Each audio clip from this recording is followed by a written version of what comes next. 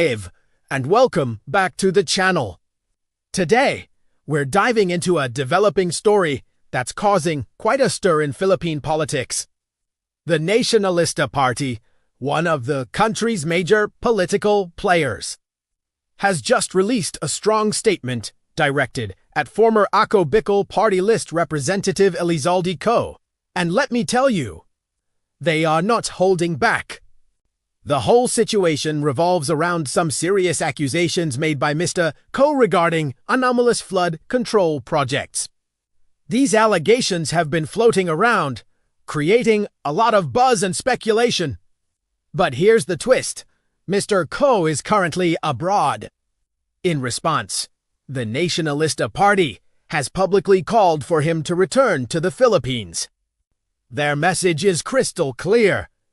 They stated, and I'm quoting here, "Public institutions cannot act on allegations aired from abroad without accountability or verification." Essentially, they're saying that for these claims to be taken seriously, they need to be made through the proper legal channels right here at home. The party is emphasizing the importance of due process. They believe that if Mr. Co is genuinely confident in his accusations, he should be willing to face the same level of scrutiny that any public servant would. The statement continues, "Our position is consistent and simple. If Mr. Co truly believes in what he is saying, then he must submit himself to the same standards of scrutiny that every public servant is expected to uphold." This is a direct challenge, urging him to put his money where his mouth is, so to speak, by placing his accusations under oath. Now, this isn't happening in a vacuum. The Nacionalista Party also pointed out that the House of Representatives is already cooperating with the ongoing investigation into these flood control projects. They feel the ball is now in Mr. Co's court. According to the party, the responsible course of action now rests with Mr. Co. They argue that until he comes back to the Philippines and provides formal testimony before the correct bodies, his statements are just words that shouldn't derail the work Congress is trying to do.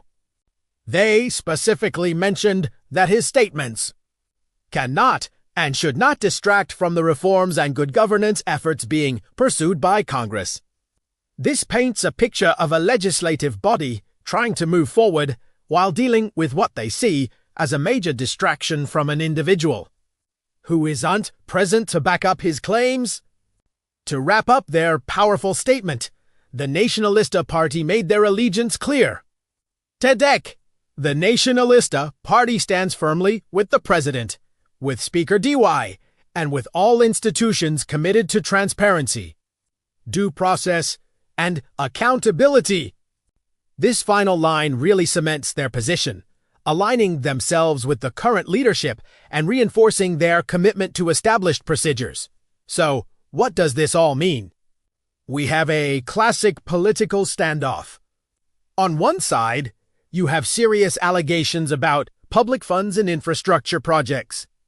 On the other, you have a major political party demanding that these allegations be brought into a formal legal arena instead of being discussed from a distance. The central issue here is accountability. The Nacionalista Party is arguing that accountability is a two-way street. While officials need to be held accountable for their actions, accusers also have a responsibility to present their evidence through proper, verifiable means. The public is left watching and waiting. Will Elizaldy Co return to the Philippines to testify? How will this impact the ongoing investigations and the political landscape? It's a high-stakes situation that touches on themes of transparency, governance, and the right way to handle accusations against public officials.